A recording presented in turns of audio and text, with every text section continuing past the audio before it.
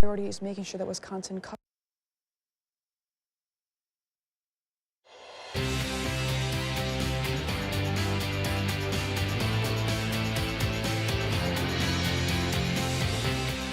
Good afternoon, everyone, and welcome to Live at 4 on this Thursday. Welcome back to you. Thank you so much. Dental procedure. The day after the election. Yeah, that's like pulling teeth, literally. It's been quite a week. Yeah, so I'm happy to be back. But you're okay? I'm okay, yeah. All right, I'm good to okay. have you back. And very busy day today. Yes. Here's what's making news on this Thursday. A country music dance night at a Southern California bar becomes the latest mass shooting site in the nation. A dozen people are dead, including the gunman. A Janesville police officer is arrested for drunk driving, and he resigns from the force. And some prominent names are showing up on the list of possible replacements for Attorney General Jeff Sessions. Let's take a look outside today on this Thursday afternoon. A little cloudy and cool. The last of the leaves clinging to the trees. Just about gone. And some snow is on the way. Yeah, there's no transition here. Right to it. Here comes the snow. Dave Caulfield is in the backyard weather patio, where it's not snowing yet. No, I think for a lot of us, this is kind of fall's last hurrah, but it is chilly outside with temperatures staying in the 30s. The clouds really haven't left us for today, and on Doppler track, you could see that snow is on the way. Still off to the west and southwest, but you could see a little bit of the picture of what's to come over the next 24 hours or so. The morning commute tomorrow could be a little bit messy in some spots. Platteville, a live look on our Queen Bee Radio Skycam. No snow falling just yet. Looking at mostly cloudy skies. I mentioned those temperatures. Some are actually in the 20s at this time. Viroqua and also closer to some spots in southwestern Wisconsin. 32 right now in Madison. Wind speeds, they've been pretty light all day, so at least that's good news. We haven't had to deal with any wind chill outside, but it still is pretty chilly across the area. WISC-TV Skycam overlooking Madison, also looking at mostly cloudy skies, and the clouds stay with us. I think that snow starts to develop right around midnight for southern Wisconsin. Now let's take a look at your first alert traffic update. No precipitation falling on the roadways, and Park Street and the Beltline not looking too bad. In fact, no major incidents to report across Dane County, and the Beltline is looking pretty good. There is an accident, though, showing up on Mineral Point Road westbound. The road is closed westbound from Whitney Way to Rose Road. Other than that, just seeing the normal volume at this time. Starting to see some brake lights closer to Westtown Drive and also closer to the interstate and Stoughton Road. Verona Road to John Nolan Drive, not looking too bad right now. 6 minutes with an average speed of around 45 miles per hour, and some other routes in and around Madison, Middleton to Sauk City. That's 17 minutes on Highway 12 westbound, average speed of around 60 miles per hour. And that's your first alert traffic update. We will time out the snow and talk about possible totals and impacts to the morning commute in your first alert forecast in just a few minutes. It sounds like the timing couldn't be worse. Yeah, everything is hitting us this For week. the first snow of the season? The first one is always an adjustment. And Friday commute in the morning? Yeah. The driving especially is an adjustment. It's going to be tough for some. All right, we'll see you in a few minutes. Thank you, Dave. First at 4, the sheriff in Thousand Oaks, California says it was a former Marine who opened fire inside a Southern California bar last night. 12 people were killed. Shattered families are slowly getting word about their loved ones. Elena Diaz reports from Thousand Oaks. I know. Jason Kaufman's grief spilled out for the world to hear. Oh, God, this is so hard. Oh, son, I love you so much. He'd waited all night to hear if his 22-year-old son, Cody, survived the shooting at the Borderline Bar and Grill in Thousand Oaks. We did just get the news that he was one of the 11 that were hit and killed last night. The first calls to 911 came around 11:20. He kept on moving to the right. He shot the front desk cashier. The crowd was dancing to country music when a man in a hooded black sweater opened fire. Everyone just kind of trampled out of there as quick as possible. They broke windows and got out of the kitchen. Sheriff Jeff Dean identified the shooter as a former Marine, 28-year-old Ian Long, and said he appeared to be killing at random. Maybe there was a motive for this particular night, but at this point, we have no information leading to that at all. The sheriff says Long used a legally purchased .45 caliber handgun with an extended magazine. He was already dead when the officers closed in.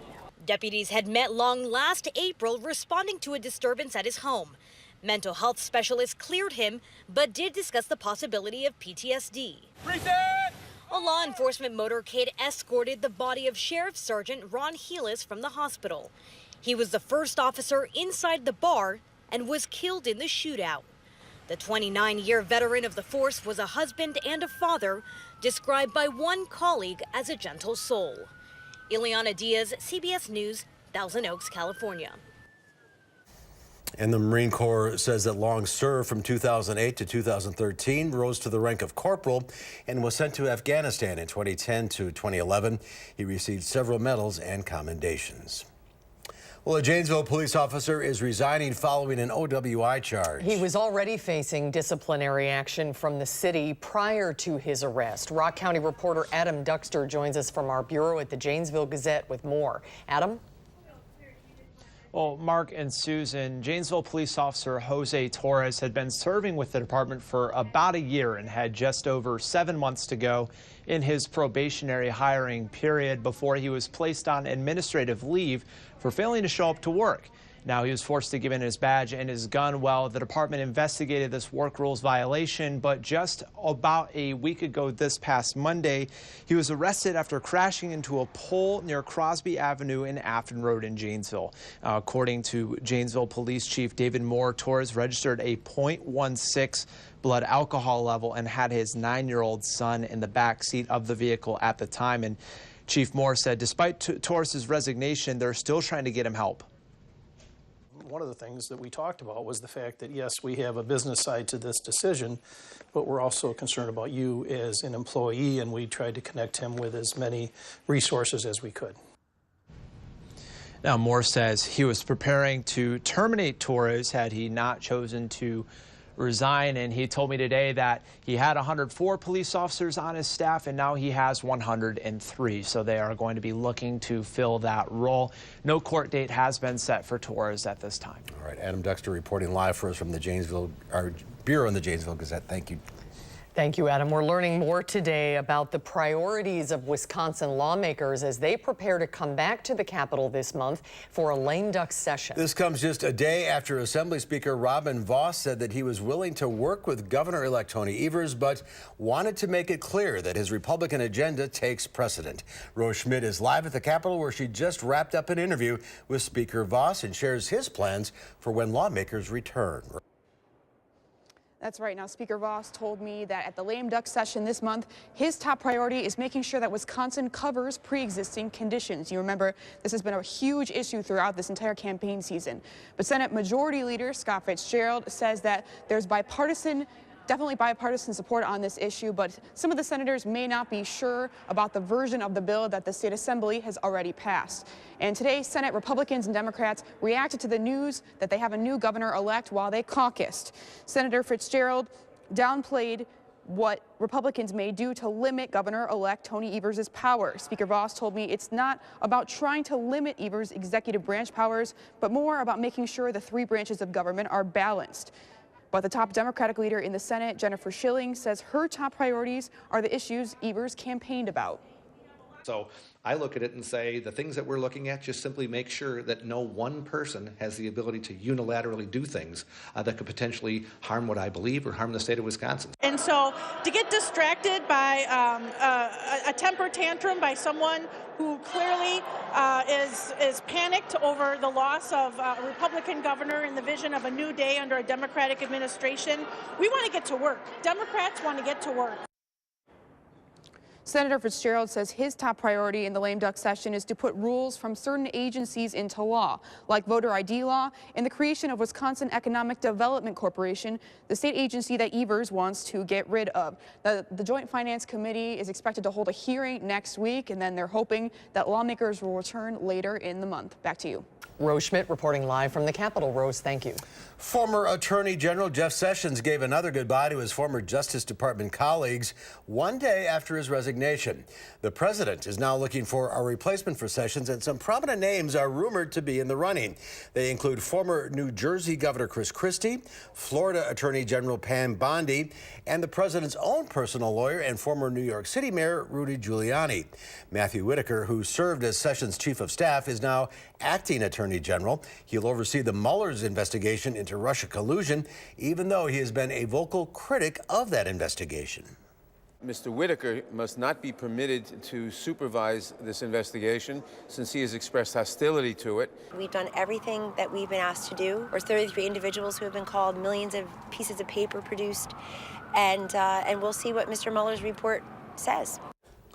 Democrats are calling for emergency hearings on Sessions' removal and say they will investigate after they officially take control of the House in January. Supreme Court Justice Ruth Bader Ginsburg fractured 3 ribs after falling in her Supreme Court office last night.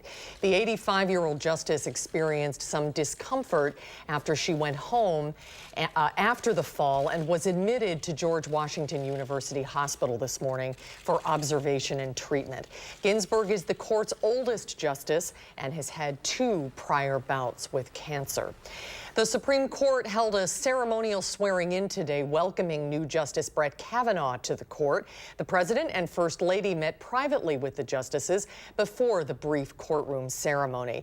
The invitation-only event included Senate Majority Leader Mitch McConnell, retired Justice Anthony Kennedy, and many of Kavanaugh's former colleagues, including Judge Merrick Garland, who his high court nomination was blocked by McConnell in 2016. Well, coming up, some things to do this weekend in the 608. Emmy Fink joins us. That's when we come back. But first, a look at a massive wildfire that's forcing hundreds of people to flee in Northern California.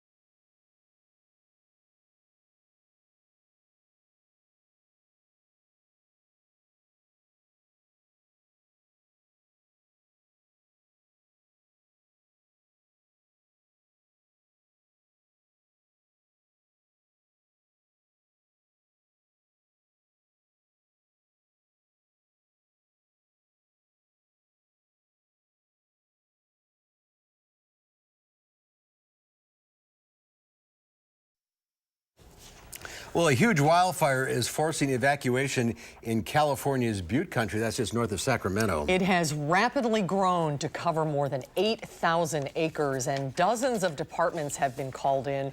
from across the state to help. There is an evacuation order that was issued for areas of Paradise, a town of about 27,000 people. Officials there are warning that high winds and low humidity could cause even greater dangers in the next 24 hours. This just into the newsroom. A Madison Elementary School lockdown as police investigate shots fired incident. Police are looking for someone near the Lakeview School on the city's northeast side on Northport Drive. A gunman apparently shot at a car, hitting the truck. We're keeping an eye on that story for you. Stocks closed mostly unchanged after the Feds decided to leave interest rates unchanged. The Dow Industrials were up almost 11 points, closing at 26,191. The Nasdaq Composite Index lost 39. The S&P 500 fell 7. It is virtually the weekend in the 608. And here with a look at what's going on around town this weekend is Emmy Fink. Hello, Emmy. Good to see you. Nice to see you guys. It probably feels like the end of the week with all that you've done this week. Yeah, it's been a week and a half already. The extra hours Exactly. put in. My goodness. So, it's fun though, but lots going on this weekend. Yeah, let's start with a little theater. Oh, I like the accent. So the Bartell Theater is going to bring us the show Infamous Mothers at the EVU Theater. That's going to be Friday and Saturday at 7:30. Infamous Mothers is a book by a Madison writer and a motivational speaker, and now it's adapted to take the stage. So the production will tell the remarkable story of 6 real and 4 fictionalized women of color who overcame tremendously difficult circumstances. And a Madison author. Interesting. I know it. All those good local A lot of talent here. Love it. All right, how about something for the Utes? I love this. 8 years old with amazing talent. Musicians ages 8 to 18 are going to come together for 3 concerts on Saturday at the Mills Concert Hall to showcase the talented ensembles of the Wisconsin Youth Symphony Orchestra. The harp ensemble and the concert orchestra will play at 1:30. The percussion ensemble and the Philharmonia Orchestra will take the stage at 4. And if you can't make these shows, don't worry. The full Youth Symphony Orchestra will take place November 16th and 18th at the Middleton Performing Arts Center. WISO is amazing. Yeah, they are really amazing. I'm ashamed to say I've never seen them, but I just think 8 years old and you have that kind of talent performing with kids 10 years older than you is just truly amazing. Take your little girl sometime. She'll love it. It's really inspiring. And she's really into music, so I should. You're right. There is a very special program to commemorate a special day. That's right. Veterans Day is on Sunday, and Sunday is the 100th anniversary of the armistice, which ended World War I, and the Madison band Kissers are going to commemorate the anniversary with new music inspired by the War to End War. So this is going to be a rock and roll history show, a giant video wall displaying photos, film, and newspaper headlines, and it's going to explore the conflict that has had effect and has had the effect on Wisconsinites then and now. So that's very a great, cool. great idea. Awesome that the Kissers are doing something like that to join music and history. 100th anniversary. All right, a couple of art event options for us. All weekend long. So if you have some weekend open, here you go. Saturday only, you can check out the MFA, UW's Master of Fine Arts students, as they show off their many talents at their annual open art studio. They'll talk about a few of their pieces and workshops, and their art is available for purchase. It takes place in the Humanities Building and the Art Loft Studios from Saturday noon until 6. And then both Saturday and Sunday, the Winter Art Fair off the square. Monona Terrace will bring in 135 artists. They'll show and sell their arts. The 29th year for this. Sculptors, woodworkers, potters, jewelry makers, and there's even a kids 12 and under section where it will be all kids themed art, which is so cool. Very Great nice. place to really, I am going to do it this year. I'm going to get my shopping done early. I say the same thing every single year. I worked on my holiday card today. It's happening, baby. That's good. You're ahead of the game. All right, I am now. Have a great weekend. Thanks, guys. Thanks, Emmy. Good to see you. You too. Get this month's Madison Magazine for all the best in the Madison area. And something that Emmy left out of the weekend 608, the women's flat track roller derby finals are this weekend. When we come back, we'll meet the Gotham Girls All-Stars, whose members delight in smashing into other women at high speeds on roller skates. That's when we come back.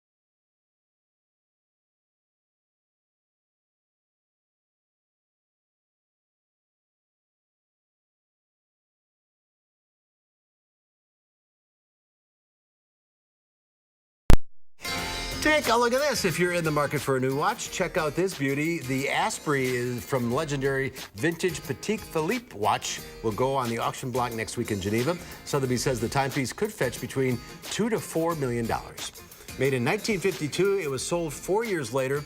The current owner bought it at auction in 2006 for $2.21 million. Worn on a brown leather strap, it offers the day and date, a stopwatch, and phases of the moon. Oh, well, that's what drives up the prices, is the phases of the moon. If you didn't get the moon option, it would only be $1 to $2 million. Yeah, maybe lunacy right there to it's a Swiss, pay those Swiss Geneva, Switzerland, yeah. Today is Thursday, November 8th. It is Cook Something Bold Day. You're encouraged to cook something bold and daring that will fill up the house with warm, homey flavors. You have a chili, an award-winning chili that you won't tell us the secret recipe. It hasn't won any awards. Well, I'll make some. Do you cook at home, or is your wife usually I don't cook really anything homey. I'll cook like for myself. Frozen pizza. Yeah. Davy. Yeah. He cooks Davy. Yeah, Davy homey. I don't know what I'm saying. It's also National Harvey Wallbanger Day. The drink made with vodka, Galliano liqueur, and orange juice was quite popular in the 1970s, if I remember. But I don't really. Too many Harvey Wallbangers. Anyway. And it is a bet and Aid Punsters Day. Oh, a bet. Okay, sorry. I'm trying to read into these puns, so now that wasn't a pun. Now I can't read into basic English. My favorite one of these is I used to be addicted to doing the hokey pokey, actually, but don't worry. I turned myself around. Oh, that's very good. How about this one? How about don't trust atoms? They make up everything. That's a good one. A Mexican magician was doing a magic trick. He said, uno, dos, and he disappeared without a trace. Oh, my God. That's pretty fun. Oh, that's pretty good. Is that enough? I think we've had enough. One apiece. R.I.P. boiled water. We missed you. Oh, wow. Oh, now we're getting moans. We've got the Get him out of here quick before we can. All right, enough old dad jokes. Actually, we've got some weather that we need to talk about. Some snow. Some of us want to get the snow out of here before it even gets here. We'll talk about when that is and potential impacts to the Friday morning commute in your first alert forecast in just a few minutes.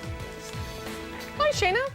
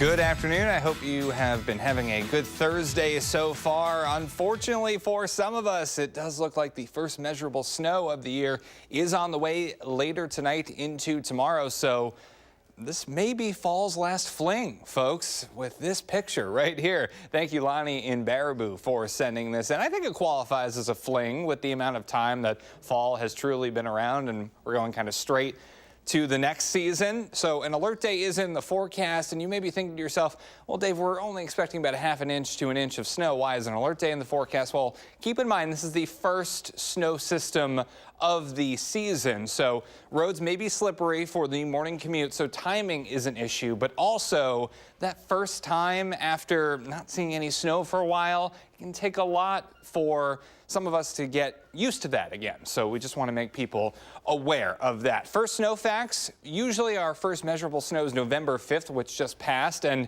our first inch of snow, which we are in line, some of us, to possibly get by tomorrow morning, is November 18th. So we're right in kind of the sweet spot in between those two dates where it's not really out of the ordinary. But keep in mind that winter storms really cause a lot of damage in Wisconsin, more than any other severe weather, and most accidents on the roadways occur during the first and second snow events, where everybody's getting back on the same learning curve. So give yourself a little bit of extra time tomorrow morning to get to work and school, and I think we all should be okay.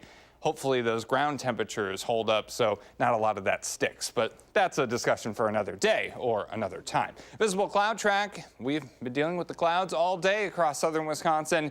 We haven't been dealing with the snow just yet, but that is starting to make its way closer and closer to the area from the south and west, but still quiet on Doppler track. Downtown Madison, mostly cloudy skies showing up on the Edgewater Skycam. Today's high 33, 15 degrees below normal for this time of year. You can definitely feel that chill in the air. Luckily, though, we didn't really have a lot of wind to go with that, so wind chill not a factor. 37 right now in Janesville, 32, the freezing mark in Watertown and in Madison, 28 we're down to in Viroqua. Wind speeds, as I mentioned, pretty light throughout the day, so our snow chances, I really think they start to spike later on tonight into early on Friday, just in time for that morning commute. After that, a few more flakes may visit us around the lunch hour, but really we're talking about much of that snow being over and done with by the time we get to the end of the morning commute tomorrow. Our high temperature trend, we should be in the upper 40s right about now. Not really even close. We're going to be in the mid to upper 30s at best over the next 5 to 7 days, so don't put that winter gear away just yet, because we're going to need it for those temperatures. Tonight we'll be in the mid-20s. That light snow developing, it will be colder outside, and it stays pretty chilly tomorrow. Morning light snow, then mostly cloudy. Highs will be right around that freezing mark. So let's take a look at this on future track. Really not looking at a whole lot, but then you start to see those light snow showers developing by the early morning hours and sticking with us through that commute, ending from west to east. I can't rule out a quick flurry or two later on Friday, but it really does look like a lot of that activity wraps up pretty quickly. And then Saturday, we should be dry with temperatures staying chilly. So our snow potential, that's always the moneymaker forecast, right? About a half an inch to an inch of snow, generally less than an inch across southern Wisconsin. There could be a little bit more as we head closer to Lake Michigan. A little bit of lake enhancement is possible, but it's always tough this time of year, even as temperatures are pretty chilly, and that snow will be coming down when those temps are in the 20s. It's tough to pin down exactly where it will accumulate. Yes, ground temperatures will be below freezing, but maybe we're getting a little bit more of that snow accumulating on grassy surfaces. Either way, the commute tomorrow morning will be impacted in some shape or form. So just give yourself a few extra minutes. I'm a big snow person. I always love the snow, but just that little bit is just enough to make things so slippery. Right, which is why we're trying to alert people ahead of time, just saying, hey, don't underestimate this. Take it slow out there, and we'll all be all right. Schools aren't going to close. I mean, it's just an inch. Right, exactly. But it's the first one. The first cut is the deepest. You know that, Mark. Yeah, I do. What's the next line? And when it comes to being lucky, he's first? Oh, no, I'm so sorry. I should have known this. I came in unprepared. I shouldn't have asked. I'm sorry. Thank you, Dave. Women's flat track roller derby is one of America's fastest growing sports. This year's international finals take place this week in New Orleans. Meg Oliver takes us to the track. Up the back house. Jillian Belloberry is an astrophysicist by day and a roller derby champion by night. Her derby name? Number 137, Big Banger. So, Big Banger, I'm the beginning of the universe, and I've hit people really hard. Her goal is to race around the track as many times as possible, and she relies on her teammates to clear the way, pushing, trapping, and tangling with opponents who want to stop her. This is a sport. We are here as athletes, as competitors, just as engaged and competitive as any other professional sport, except that we don't get paid. If anyone wants to pay us, we're here. The players say safety is paramount. No punching, no elbows, no hair pulling. But as you can hear, this is a full contact sport. I get knocked down a lot, but I get back up. I like the adrenaline rush. I like the feeling it gets when you connect with a great hit.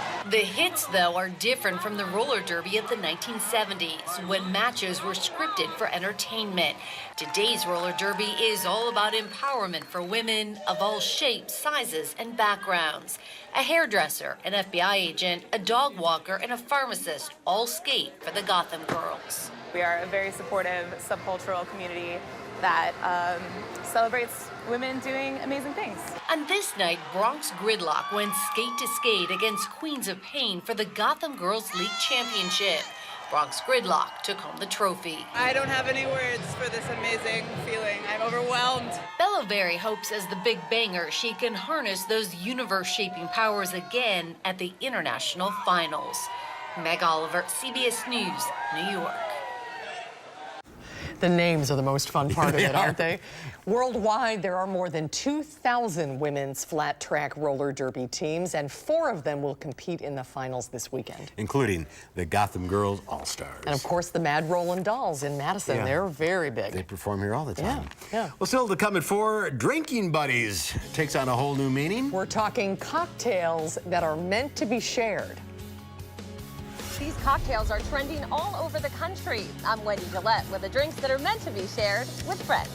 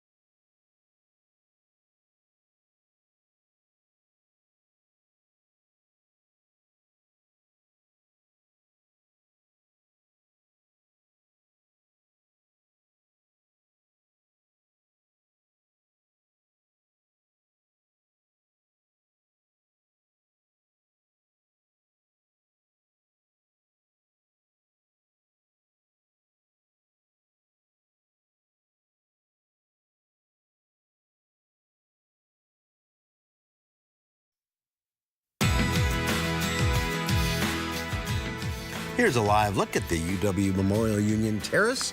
Kind of quiet this time of year. The chairs put away, but still a pretty shot. Large cocktails meant to be shared with your friends are becoming more and more popular at bars all around the country. Wendy Gillette reports on what's driving the trend. At the Magic Hour Rooftop Bar and Lounge in Manhattan, several cocktails are seriously high octane. It's almost a whole bottle of vodka. There's the disco ball, meant for a party of 15. Give it a spin. The popcorn bowl, complete with silly straws, for 8, and the mini gas pump for 6. Beverage director Nikki McCutcheon. We're seeing it everywhere. I think every place wants to be known for something. At the Polynesian, also in Manhattan, Brian Miller takes his attire as seriously as his unique creations. One is served in a conch shell, there's the treasure chest, and the fishbowl with rubber ducky. The name of the drink is the Huma Huma Nuku Nuku Apua. And what is that? It's the state fish of Hawaii. The photogenic drinks, known as large format in the industry, often end up on social media. Everyone's just posting. So the cooler and the more unique and special offerings you have, the more of a presence you're going to have on those types of media. Large format cocktails are hardly new. Punch dates back to the 1600s, usually containing 5 ingredients. Some cocktails, like this fiery concoction at Yvonne's in Boston, and these at Beatnik in Chicago and Vintage Crystal, come in oversized but more traditional containers. At the Seville in New York City, the large drinks are the biggest sellers, including one in a copper pineapple. It stands out. You can't just not take a picture of it. But Miller says don't lose sight of the big picture. No matter how beautiful the drink looks, it's basically what's in that vessel that matters the most. Offering revelers a supersized toast. Wendy Gillette, CBS News, New York. And the drinks range in price depending on their size, from $35 to $250 for that disco ball. It's all about the pictures. It's all about the social media. I know. It should be about the taste. Right, taking a picture and share it. Yeah, it's kind of a neat idea. Well, if you're going to be sipping trendy cocktails, you have to look the part. Fashion expert Shayna Mace is in next to tell us what the trendy man is wearing this season. That's when Live at 4 continues.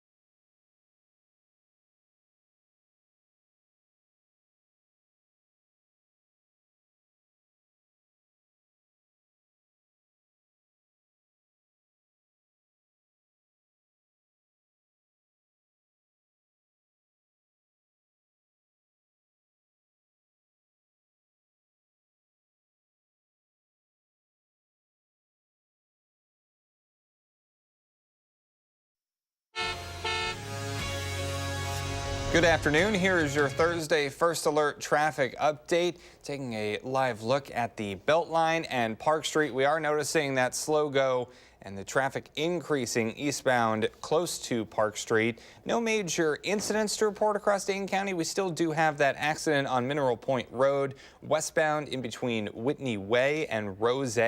We are watching that closure still continue. Now, as for the Beltline, noticing the normal slowdowns, average speed of about 20 to 30 miles per hour. Here are your drive times, up to 12 minutes now. Verona Road to John Nolan eastbound, average speed of around 25 miles per hour. And the other direction looking much better, Verona Road to University Ave westbound, that's 6 minutes with an average speed of around 60 miles per hour. And that's your First Alert traffic update. Dave, thank you. A Georgia high school football coach enlisted his team to help him run a life-changing play. Lanier High School coach Nafis Pickett had his seniors on his team each offer a rose to Pickett's girlfriend as he thanked her for her support. As she collected the roses from the boys, the coach surprised her by getting down on one knee. Aww. If you can't tell, she said yes.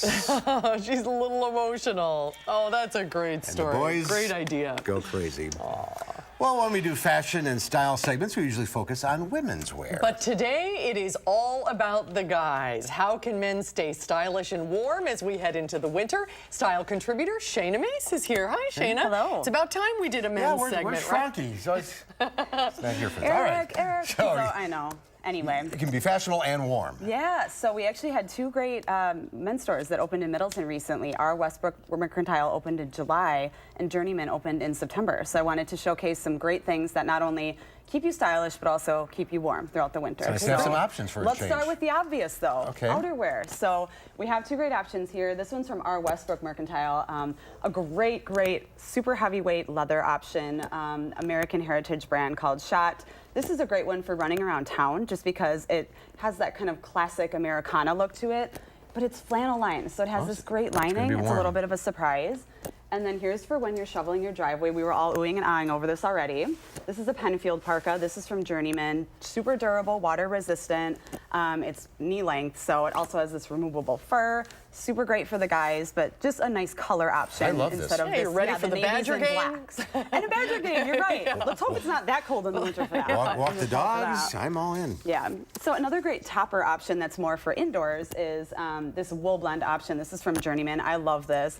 This to me is sort of like a flannel shirt, but a dressed up flannel shirt. So you could wear this with a lovely collared shirt under it, a sweater, a t-shirt if it's a little warmer, and it's even water resistant, which is really cool. So he has this in a couple different styles and patterns, so I just really liked that option. But guys can also layer to obviously look stylish, but keep warm as well.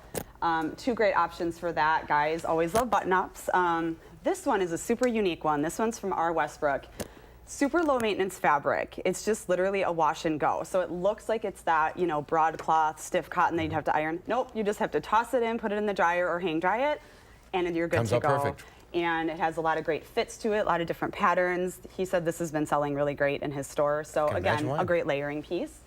And then classic chambray, always one of my favorites. But what I like about this is you can wear it year round. So this is a great warm weather piece, or transition it into cooler weather. Wear it under your flannel shirt, wear it under your sweater. So that's a great kind of wardrobe classic for guys. Both of those shirts you could wear under the flannel. Exactly, right? yeah. So that's really the other thing that I wanted to bring, things that you could kind of see that they would work and mix and match together. So you don't have to buy a ton of new things, just buy a few staple things that you can wear a lot and mix and match. So another one of those is this great Shetland sweater. It's a Scottish brand. Great color. This is from Journeyman. Yeah, he carries it in several colors. It's a very hard product to find, but he's proud to carry it. And again, classic wool sweater, you can't go wrong for a guy. So this is another great option. But it'd be good with jeans. It would be good with jeans. I love this pop though. You have to have a little bit of a pop. This is a camouflage option from our Westbrook. Also like a weather resistant piece. So what's nice about this is that you can wear it indoors over the winter, and then as it gets warmer, it's almost like a lightweight jacket as well. So again, I'm all about durable 2-for-1 wear. I talk about it all the time. So, but sometimes guys need a little pop, so this orange option or this can give you a little bit of pop in your wardrobe. All right, let's get over to the accessories here. We got a couple minutes left. These will keep your legs and your feet warm, right? Those are super important. So guys, socks. These are great options for guys who maybe don't want to wear that super loud floral shirt or anything like that. So American Trench brand made in Iowa. This is from Journeyman, super soft, and then these are super thick and cozy. I just love the print, as you can tell. Yeah, they're great. These are from R. Westbrook, so both again offer great sock options. Both offer great jean options as well. So these are unique that they're cut and stitched in New York City. This really cool kind of slub look to them, so it adds a little bit of interest and it kind of dresses up your denim. And then we were talking about the cashmere line denim, which is this pair. So not only are they a nice dark pair so that you can dress them up and wear them at night, they're cashmere lined. Oh, so that's Susan and I great. need to find a pair of cashmere lined denim for women. Yes, we do. But what a great we idea. love that. So Belts that's are from R. big? Westbrook. Belts are big? Yeah, so this is just a classic staple piece for a guy. So this is Studebaker stainless steel buckle, and this is really an heirloom piece. Owner Randy Westbrook really says this is a piece that you could buy now and then even pass on to your kids. It's that durable, super classic piece. Boots? Boots. So you always want to have your feet look stylish, but still be durable for outside and not slip. So two great brands, Wolverine. These are Michigan made from Journeyman, Red Wing, classic Minnesota brand. Both are these non-slip soles, which is really great. So you can see that under there. So they're not like men's dress shoes where they're smooth. I mean, they even say slip resistant on the Wolverine. And quickly, pair. this laptop bag? Yeah, so let's say you have to commute or you want to avoid the commute and work from home, right? Because it's snowing. So here's a great option. It's a Colorado made bag, and it actually can be a backpack, a crossbody, or go over your shoulder. That's from Journeyman, and I just love the pop of color on that. I think it's super stylish, but kind of dressed up still. Great ideas. You can get it all in Middleton. All in Middleton, yep, absolutely. Yeah, good to have a lot more options. Yes, it guys. is. That's All great. right, Shana, thank you. Thank you. Thank you, Shana. Right back to the final check your forecast.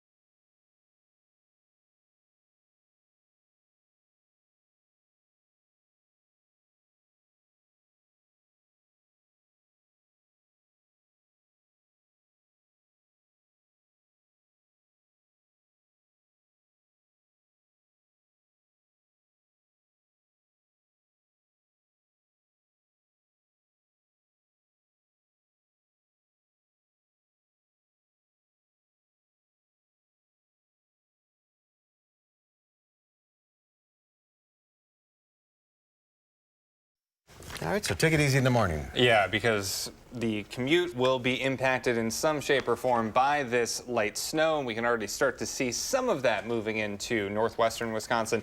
Tonight, light snow develops across southern Wisconsin, colder with temperatures in the 20s. I do think a lot of that snow gets out of here by the time the morning commute is over. Then we're mostly cloudy and chilly tomorrow. Probably not going to stick around very long. No, I don't think so. All right. Thank you, Dave. Coming up tomorrow here on Live at 4, our Michael Bruno heads backstage to check out Sun Prairie High School's production of the Pajama Game. And Lola and Louie have the best animal stories of the week in the lowdown. That's coming up tomorrow on Live at 4.